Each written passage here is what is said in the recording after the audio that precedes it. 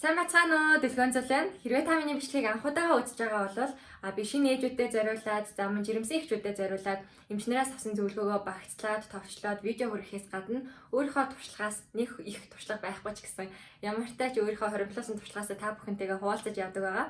Тийм учраас миний шинэ видеонуудыг болоод өмнө нь орж исэн видеонуудыг маань үзхийг хүсэх юм бол яг одоо миний YouTube сувагт subscribe дараарай. Намайг YouTube сувгаар нээгээд ээжүүддээ зориулсан энэ бичлэгүүдээ хийж эхэлснээс хойш бол маш олон ээжүүд хордлоготой байсан уу, жирэмсний үед одоо ямар хордлоготой байсан бэ, үүнийг яаж хэрхэн давсан бэ гэх мэтлэн маш олон асуултууд бол ирсэн. Тийм учраас өнөөдрийн хувьд бас яг энэхүү сэдвээр хөндөж ярихаар шийдсэн байгаа.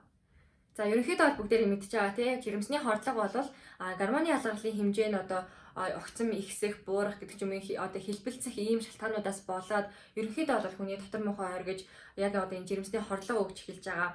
Яг одоо нөгөө цэвэршээлт явагдаж байгаа үеүүдэд бас ийм шинж тэмдэгнүүд илэрдэг болол жирэмсний хордлого бол гормоны ялгарл нь бол нилээдгүй ихснээс болоод энэхүү хордлого өгч эхэлдэг. За ямар хүмүүс ихэнхдээ одоо жирэмсний хордлоготой болдог байдаг вэ гэхээр хожуу төрж байгаа хүмүүс буюу 40-оос дээш насны жирэмслэлт болгон дээр нилээдгүй хордлого өндөртэй байх магадлалтай. Гэхдээ энэ бол 100% одоо хүн болгонд одоо хүрдэг тусдаг юм бол биш мэдээж ямар ч жирэмсний хордлогогүй байж байгаа төрдөг хүмүүс бас байдаг л да. За үүнээс гадна охин хүүхэд хийж байгаа бол жирэмсний хордлого өгөх магадлал нь илүү өндөр байдаг юм байна. За үүнээс гадна ихэр хүүхэд буюу 2, 3 за түүнээс дээш ихэр хүүхдийг тээж байгаа бол таны гормонын одоо өөрчлөлт нилээдгүй өндөр болж эхлэн гэсэн үг. Тийм учраас жирэмсний хордлого бол нилээдгүй их хөгд юм байна. За тэгвэл өдөржингөө л яг ингээд шаардсан юм шиг эсвэл паркийн тоглоом дээр өдөржингөө тоглолцсон юм шиг тийм мэдрэмж аваад бөөлжөл өдөржингөө бөөлжөл хоол идэж чадахгүй тийм мэдрэмж бол эмэгтэй хүнд маш хэцүү байдаг. Ялангуяа жирэмсэн байхад тооноос өгөөд давхар ингээд бүх юмуд айгүй хэцүү байдаг. Тийм учраас яг энэ үеийг хэрхэн яаж давах вэ гэдэг бол одоо жирэмсний хордлого өгсөн хүн болгонд л одоо асуулт болон үлддэг байх.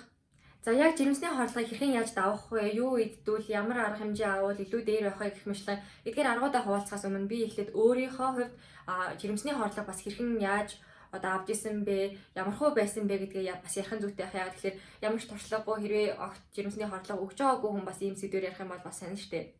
За миний хувьд болохоор яг жирэмсний хордлого маань нилээдгүй хүчтэй, нилээдгүй их айгүй одоо юм хэцүү зовёртой тийм бол байдаг. Тэгээд зарим хүмүүс бол энийг ойлгож авах, заримын хувьд болохоор зөвхөн үлссэн үе дотор муухай харагддаг. Эсвэл зарим хүний хувьд хоол нь хитрхээрээ дотор муухай харагддаг гэх мэтлэн маш олон өөр янзын бол хордлогод өгдөг. Миний хувьд болохоор юу нь хэцүү вэ гэхээр огт хоол идэж чаддаггүй. Өөрөөр хэлэх юм бол хоолны үнэр авч чаддаггүй, тий хоол идэж чаддаггүй. Ерөөсөө ингээд жирэмсний эхний 3 сард бол бүр амар хэцүү байдаг. За тэгээд энэ бол мэдээж одоо төрөл болгон дээр ялгаатай байдаг. Одоо жишээ нь эхний төрөлтөн дээр амар хордлоготой байж байгаа, дараагийнх дээр нь огт хордлогогүй болдог гэх мэтлэн өөрөөр ялгаатай байдаг гэсэн. Би бол нэг л удаа төрж идсэн, нэг л удаа хордлого авсан. Энэ хордлого маань үнэхээр аим шигтэй байсан. Тэгээд эхний 3 сар би уул нь одоо жирэмсэн болохоосоо 5 буюу 6 сарын өмнөөс авах бэлдсэн байхгүй. Тэгээд бэлтгэхдээ болохоор маш их хэмжээний витаминууд ууж исэн, бөөрөө үзүүлсэн. Ягаад гэхээр нөгөө бөөр өвддөг гэж жимсэн болсноос хойш тий бөөр өвддөг гэж дээрэс нь шүдээ үзүүлж чадахгүй байх гэж бодоод тэгээд жирэмсэн болохоос өмнө шүднүүдээ бүгдийг нь янзлуулад тех мэгчлэн одоо жирэмсэн болохоос 5-аас 6 сарын өмнөөс бол би өөрийгөө яг бэлдэж эхэлсэн. Гэтэл энэ бэлтгэл маань ерөөсөө тэр жирэмсний хордлоготой ямар ч уялдаа холбоогүй. Ягаад гэхээр өмнөх бэлтгэл тэр нөгөөний хордлоготой бол ямар ч холбоогүй гэм билээ. За тэгээд ерөөсөө жирэмсэн болоод би 2 хоногтай байхдаа мэдчихсэн ингээд одоо өмнөх бичлэгүүдийг маань үзсэн хүмүүс байгаа бол мэдж байгаа. Тэгээд би 3 дахь 7 хоногоос эхлээд хордлого өгöd эхэлсэн байхгүй юу. Тэгэхээр 3 дахь 7 хоногоос 3-4 сартай жирэмсэн болтлоо гэдэг чинь өөрөөр хэлбэл 3 сарын хугацаанд бол би амар хордлоготой байсан. Тэгээд жирэмсэн болохоос өмнө би өөрийгөө бие бэлдээ 52 кг болтлоо ингээд ерөнхийдөө бол жин нэмсэн байсан байхгүй юу. Тэгээд хордлого өгөөд би шууд 48 кг болоо 4 кг турсан. Тэгээд манай өрхийн эмч бүр гайхдаг байсан байхгүй юу. Чи чинь жирэмсэн болоо жингээ нэмэх ёстой байтал ингээ өөрөө тураадах юм. Наад хүүхд чинь ирүүл байгаа да яаж байгаа бол гэж бүр тэгдэг байсан. Тэгээд нилээн жин удаа хасж исэн. За тэгээд зарим эхчүүд болохоор ерөөсөө одоо жирэмсний хордлогоосоо болоод бүр мөсөө ажилласаа чөлөө авчдаг ч юм уу ямар нэгэн байдлаар өөртөө таатай байлгах үүднээс ингээ арга хэмжээнүүд авдаг юм билээ л дээ. Мэдээж тэр нь бол яг өөр өөртөндөө таалмжтай байгаа үйлдэлүүдээ хийх нь бол мэдээж зүв. Миний хувьд болохоор яг тэр үедээ ажлын онцлогоос хамаарат өглөө 7-оос өдрийн 4 цаг хүртэл ингээд ялтчгүй эфирийн үеэр ингээд ажилладаг байсан. Тэгээд ажлаасаа чөлөө аваагүй яг декрет аван автлаа бол ажил дээрээ байжсэн. Тэгээд ямар ч гэсэн эхний 3 сар бол үнэхээр аимшигтэй хэцүү байсан.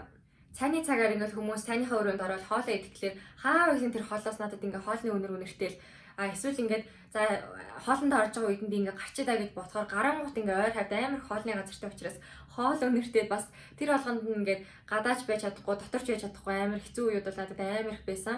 Тэгээд өөрөө бас ингээд хонсоо хоол идэж болохгүй учраас гэрээсээ хоол авчирч идэж одоо болохгүй. Тэг жирэмсэн хүн чинь бас тиймэрхүү юм дээр өөрийгөө хянжих хэрэгтэй. Тэгээд шинэ хоол аваад идья гэхээр бас гонцны хоол идэж чадахгүй. Тэг айгүй хүндрэлтэй байсан байхгүй юу? Тэг нөхөр маань хөрхийн амьтаа ингээд өөрийнхөө яг цааны цагаар 15 минутад нь өөрийнхөө хоолыг идчихэд тэг үлдсэн 45 минутад нь манай ажил дээр бүр хурж ирээд тэг шинэ хоол ингээд бариад ирдэг гэсэн байхгүй. Тэгэд яалтчгүй амар хорлоготой байгаа учраас үнэхээр сэтгэлийг нь бодоод идэж гисэн чаддаггүй. Дөнгөж ингээ одоо юу гэдэг савныхын тагийг онгоолгоод бүүлж эсвэл ингээ ганц халбагдаал амтыг аваад бүүлж гэх мэтлэн хичнээн гой хоол байгаач тэрийг идэж чаддаггүй тийм амар хэцүү хорлоготой байсан бэ. За тэгээд ерөнхийдөө бол одоо ингээ жимсний хорлого үүж эхэлснээс хойш эхний 1 сарыг болоод би яг уучраа олохгүйгээр яаж одоо өөрийгөө тайвшруулах вэ? Яаж юу идвэл зүгээр үү гэдгийг мэдэхгүй байсаар агаад эхний 1 сарын дотор ингээ 4 кг тураад тэгээд дээрэс нь өөр маш их ядарч байгаа штэ тэр чинь байнгын бүүлж байгаа гидс ингээ татуураад тоонос өгөөд тэгээ бүх юмдаа ингээ түүртэй дээрээс нь ингээ ажил дээр байхдаа амар бөөчнө гэдэг чинь ажил дээр хүртэл ингээ ирчүүж гарахаа болчдөг. Тэгэд ийм 1 сарыг бол өнгөрөөсний дараагаар би яг одоо ингээд нэг режимээ олж эхэлсэн гэх юм уу да яг одоо юу идэх юм бол дотор мохоо ариудгүй вэ? Юу идэж уух юм бол өдөржингөө гайгүй явах боломжтой байдаг вэ гэх мэтлэн өөрийнхөө ингээд одоо ай-тавыг тааруулаад дээрээс нь өөрийнхөө идэж чадах юмудаа ингээд идэж явж эхэлсэн. За тийм учраас өнөөдөр би та бүхэнтэйгээ энэ удаагийн одоо бичлэгээрээ яг жирэмсний хорлогыг хэрхэн яаж хамгийн амархан байдлаар давах вэ? За мэдээж энэ бол бүр мөсөн одоо хорлого нь арилна гэж байхгүй. Гэхдээ хамгийн хөнгөн байдлаар яаж хэрхэн давах вэ гэдэг талаар ярихаар бэлдсэн байгаа. За хамгийн эхлээд та бүхэндээ хэлэх зүйл маань B-ийн витаминыг заавал уугаарай. B-ийн комплекс гэж байдаг те. B6, B12 гэдэг их мэтлэн витаминууд бол байдаг. Үрлээрээ байдаг, капсулаар байдаг, эсвэл шингэн хэлбэрээрээ байдаг. Аль нь ч болно. Ерөнхийдөө бол B-ийн витаминыг уух юм бол жирэмсний хорлого харьцангуй бага болж ирдэг. За үүнээс гадна болохоор яг ингээд цүнхэндээ байнгын өөрийнхөө идэж чаддаг сэндвич ч юм уу за жижигхэн одоо ингээд finger food гэж байдаг шүү дээ жижигхэн хоолнууд ч юм уу юу ч байсан хамаагүй ерөнхийдөө бол өөрийнхөө идэж чаддаг тэр хоолнуудаа цүнхлээд жижигхэн 5 6 хэсэг болгоод ингээд аваад явах хэрэгтэй. Жирэмсний хорлого гэдэг чинь амар сонио ингээд амар ингээд дотор мохоо оргиж явж ирсэн гинтхэн ингээд нэг 5 6 минут ч юм уу эсвэл 10 минут ч юм уу тэрхүү хооронд нэг хоол идэж чадах юм шиг тийм мэдрэмж төрдөг. Яг тэр үед нь л ерөөсө цүнхнээсээ гаргаж ирээл тяас идэхгүй бол буцаал дотор мохоо ирээд эхэлдэг. Тэгээд яг ингээд жирэмсэн болж үзээгүй ч юм уу эсвэл жирэмсний хорлого авч байгаагүй хүн сонсох юм бол айгүй инээдтэй ч юм уу сонин сонсогдох л хальтаа. Гэхдээ яг одоо юм хорлоготой байсан эсвэл яг одоо хорлоготой байгаа тийм хүмүүс бол маш сайн ойлгож байгаа. Тэгээд яг тэр үеүдт нь гаргаж ирээд тэрийг заавал бүтнээр нь идэх албагүй сэндвичээ гаргаж ирээд нэг хатсан ч болно. Ерөнхийдөө бол өөртөө байнгын ингээд шимт хичээлээ аваад байнгын ингээд жоохон юмнууд идээд ах хэрэгтэй.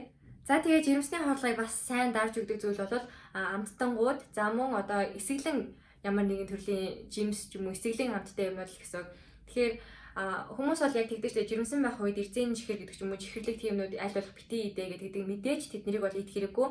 Гэхдээ чихэрлэг төрлийн зүйл бол хорлогыг бууруулж өгдөг. Тийм учраас эхний 3 сард магадгүй та өөрийнхөө одоо нормондоо дозондоо тааруулаад идчихэж болно. Ягаад тэгэхээр энэ бол таныг одоо хүний биеийн дэх чихрийн хэмжээг бол нэмэгдүүлж өгснөөрөө жирэмсний хорлого бол буурж өгдөг. За жишээ нь миний хувьд болохоор би ингээд нөгөө Шангрилатай ойрхон ажилтай байсан учраас Шангрила руу алхаад янз янзын нөгөө нэг амттангууд байдаг шүү дээ 3 давхартанд тэндээс нь очиод яг идмээр санагдсан байгаа юмудаа аваад идчихдэг байсан. Тэгээд тэр нь одоо ингээд юу ч идээгүй байгаа үлэн гидсэн дээр ядаж жоохон ч гэсэн хоол болж өгнө. Эсвэл дээрэс нь жоохон нэг тийм чихэрлэг юм идсэний дараа хоол идмээр тийм дуршил хөдөлдөг. За яг тэр үед нь болохоор өдрийнхөө хоолыг ч юм уу те яг одоо таны юу идсний дараа хоол идмээр мэдрэмж төрөөд энэ тэрийгээ ингээд нэг хэсэг хугацаанд 7 хоногийн хугацаанд ажилласны дараа яг тэр одоо режимээрээ явж болно гэсэн үг байхгүй. Жишээ нь амттай юм идсний дараа хоол идмээр байвал яг тэгэж идээд эсвэл эсрэглэн юм идсний дараа хоол идмээр байвал магадгүй тараг уудаг ч юм уу те эсвэл бага зэргийн одоо яг ол жирэмсэн байхад одоо нөгөө нэг лимон, лайм эднэр идэж болохгүй л те. Гэхдээ бага зэргийн цайндаа дүүрч ингэж хийж агаад уусны дараа хоол идмээр санагдаж байна уу? Яг тэр эсэглэн байна уу, амттай юм байна уу? Тэрийг яг өөрөө мэдрэх хэрэгтэй. Тэрнийхаа дараа яг хоолны дуршил нь бол нэмэгдэн тэгээд идэх хэрэгтэй. За үүнээс гадна хүүтэн бүлийн уух юмнууд бол маш тустай байдаг. За ерөнхийдөө бол бид нэрийг халуун бүлийн юм уу гэж зөвлөдөг шүү дээ. Гэхдээ яг ингээ хортлоготой байгаа үед хүн хортлогоо аль болох дарахыг хүсэх юм бол хүүтэн бүлийн уух хэрэгтэй. За ингэхдээ зүгээр нэг ус уугаадах юм бол бас дотор мохоо иргэдэг. Тэрний оронд болохоор нөгөө chamomile tea эсвэл peppermint tea гэж байдаг шүү дээ. Тэдгээрийг За заримдаа би бол зүгээр дөрөвдөг цайнд хийж байгаа л мөсийг л уучдаг байсан. Зарим хүмүүс болохоор яг нилээдгүй их хэмжээгээр ингээ хандлж агаад мөс болгож хөлдөөгөөд тэрийгээ ингээ усан тэгээд найруулаад уудаг. Тэгэхээр аль сонголт нь бол хийж болно, таны өөрийн сонголт. Миний хувьд болохоор яг зүгээр дөрөвдөг цайг нь аваад тэгээ жоохон хүүтэн болгож байгаа. Хүүтэн ус нэмээд ч юм уу мөсөж агаад уучдаг байсан. За үүнээс гадна хамгийн ич хиттэй зүйл бол цагаан га. За миний хувьд болохоор цагаан гаанд үнэхээр дургу ахгүй юу? Жинжер нь үнэхээр дургу. Тэгээд яалтчгүй цай манд хийцэн ч юм уу тиймэрхүү үед л бол ууж нү гэхээс биш яг ингээ дангаар нэгдэх дургу. Тийм учраас би яг одоо ингээ нөгөө нэг цайгаа найруулах үедээ жинжрээ хийдэг. Эсвэл нөгөө Япон хоолнд ингээ орохоор нэг гоё ингээд жинжрүүдийг ингээд тавьсан байдаг штэ, даршилсан жинжрүүд. Яг тийм жинжрээс нь аваад идчихдэг. Тэр нь илүү одоо идэхэд амархан, илүү гоё амттай байдаг. Тэгээд яг тэр жинжер идэх буюу одоо энэ цагаан га идэх нь бол яг жирэмсний хордлогыг маш сайн дарж өгдөг. За тэгээд миний одоо саяны зүгэлсэн эдгээр зүйлүүдийг тогтмол идээд дээрээс нь яг одоо ингээ өөрийнхөө шимт хижээл амин дэмүүдээ бусад хоол хүнснээсээ аваад ингээ явж байгаа ч гэсэн мэдээж ихний 3 сар хордлого өгдөг л бол таних бага хэмжээгээр ч гэсэн өгөөл юм гэсэн үг. Тэгээд тэр үед болохоор яадаг вэ гэхээр бид нэр аюу сайн мэдж байгаа хта тийм ингээд дотор мохоо оргыг бүүлсний дараа гиз аюу хатураад тонус өгөхөд эхэлдэг штэ. Тийм үед бид нэр дээшээ хараад сайхан хөлөөс яваад хөвтдөг. За үүнээс гадна миний хувьд болохоор яадаг гэсэн бэ гэхээр яг одоо надад савн байхгүй болохоор яг харуулж чадахгүй. Гэхдээ хэрвээ би Google-с одоо яг зургийг одоо хайгаад олох юм бол яг энэ хавьдаа ч юм уу аль нэг газараа зургийг та бүхэнд харуулаад тавья. Энийг болохоор би ингээд туслаар удаг одоо хүчил төрөгчийн ус гэх юм уу да, хүчил төрөгчийн тусал ахгүй юу. Усны дотор жоохон найруулж байгааг ингээд уучдаг.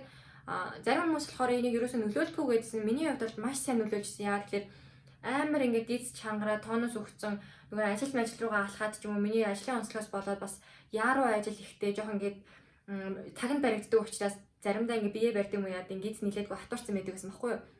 Тийм үед ч гэсэн ажил дээрээ байхдаа би ингээд туслаар усанд хийж агаад тэгээ уучдаг гэсэн. Тэгэхээр ингээд аягүй гой гиз зөөлрөөд ерөөсө тонус монос ерөөсө байхгүй болоод дээрэс нь нөгөө эход үзүүлэхийн өмнө тонустай ингээд буцаагаад идэг штеп. Яг тэр үедээ эход үзүүлэхээс өмнө тэгээ туслаар уучдаг гэсэн. Тэгээд ямар ч асуудалгүй сайхан гиз маань зөөлрөөд өгдөг гэсэн. Гадуур ер нь энийг олоход аягүй хэцүү байд юм шиг гэлээ. Би бол гэхдээ монсын салбаруудаар яваад уулна олчтын гайгүй байгаад идэв. Ялангуяа багшин дээдийн 1-р төрхийн доор нь өгдөг ч үлээ монс байдаг санагдаж байна. Тэр дотроос бол би нилээдгүй олон удаа 2 удаа бол авч ирсэн. Тэгээд нэг юм тусал нь бол нэг 50-60 мянган төгрөг ч үлээ тэр хавцаа байсан. Тэгээд хамгийн гол нэгийг аваад бараг ингээд 3-4 сар ч юм уу 4-5 сар ингээд хэрэглэдэг учраас жирэмсний үедээ бараг нэгийг л авч шаардлагатай байх. Тэгээд миний хувьд болохоор бүр нөгөө 1 сартаагаасаа хордлого өгөөд амар тоностой байсан учраас одоо жирэмсний хугацаанд бол 2-ыг хэрэгэлсэн.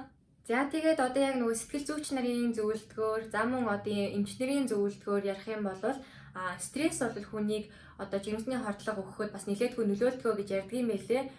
Ийм учраас бас стрессийг аль болох ингээд гадагшлуулж явах хэрэгтэй тий, аль болох тайван байх юм бол жирэмсний хордлого харцангуй бага ингээ хөнгөнд одоо хүрээд ингээ явдгаа гэж ярьдаг юм байлээ. За миний хувьд болохоор бүр яг ингээ жирэмсэн болсноо мэдсэн эхний өдөр буюу 2-7 хоногт жирэмсэн байхаас ахуулаад бүх юмыг ерөөсөө ингээ хайцсан байхгүй юу. Би бол нилээдгүй бас ажлын шаардлагаас болоод ингээ стресстэй ч юм уу эсвэл ингээ цаганд баригдсан ингээ яаруу ажилтай хүн чинь жоохон ингээ юм дээр стресстэй гэдэг талтай байсан. Тэгээд жирэмсэн болсноос хойш би ерөөсөө хүн надад юм хэлэн баг нэг чихээр оруулаад нөгөө чихээр гаргаж байгаа юм шиг би ингээ өөртөө ерөөсөө ямар стрессийг хоригдлуулахгүйгээр ингээ аюулгүй сайхан тайван байдаг гэсэн. Тэгээд компьютер дээрээ суухдаа ч гэсэн үнэхээр ингээ жоохон уур бухимдал хүрх юм бол ингээ сайхан дуу хөгжим сонсчдаг ч юм уу өөрийгөө маш сайхан тайван байлгадаг байсан. За тэр нь ч гэсэн ирээд миний жирэмсний хордлогыг маш хөнгөн гайгүйхан шиг нэг давж тулахад одоо тулахад тусалсан юм бодов гэж би боддог.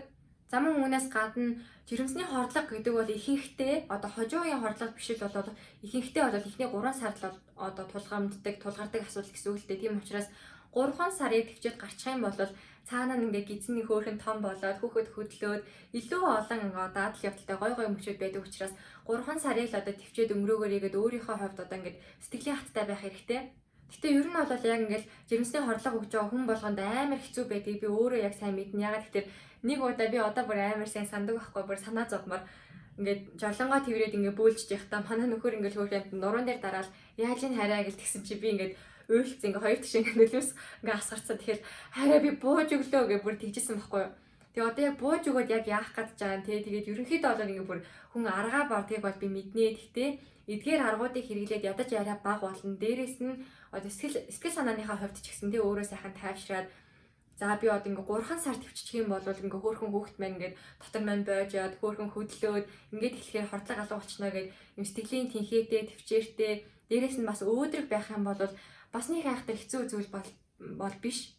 За тэгээд энэхүү бичлэг маань яг одоо жирэмсэн байгаа, жирэмсний хорлоо өгж байгаа эдгээр бүсгүүчүүдтэй одоо тусалсан болов гэж би маш их найдаж чинь миний аргыг хэрэгжилж үзээд над руу заавал одоо хариу бичээрэй. Яаж юм яг үр дүнтэй байна уу, үгүй байна уу? Тэг ягаад тэгэхээр нэг хүнд нөлөөлсөн юм 100% бүх хүнд нөлөөлнө гэсэн үг бас биш л дээ. Тийм учраас би бас өөр аргуудыг судлаад ч юм уу эмчнэртэй холбоо бариад би бас ингээ гадагшаа өөр эмчнэртэй бичээд өгөх байхгүй. Тэгэхээр тэдний бас зөвлөснөөр Монголын маань эмчнэр ч гэсэн маш сайн л да. Тэгээд аль альныхаа зөвлөснөөр та бүхэнд ингээ зөвлөгөөг нь хүргээд ээж болно. Тийм учраас үнэхээр энэ арга тусалж ийн үгүй юу гэдгийг надтай бас холбогдоод ингээ бичээд яваарай.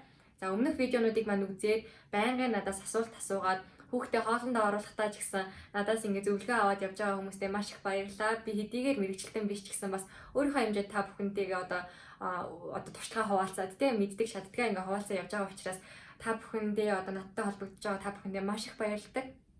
За мэдээч миний видеонуудыг олон хүнд хүргээд олон хүмүүсийг жирэмсний хордлогоос нь аврахын тулд subscribe дараа цааш нь хуваалцаарай. Дараагийнхаа сонирхолтой видеонуудаар иргэн уулзцгаая. Баяр таа.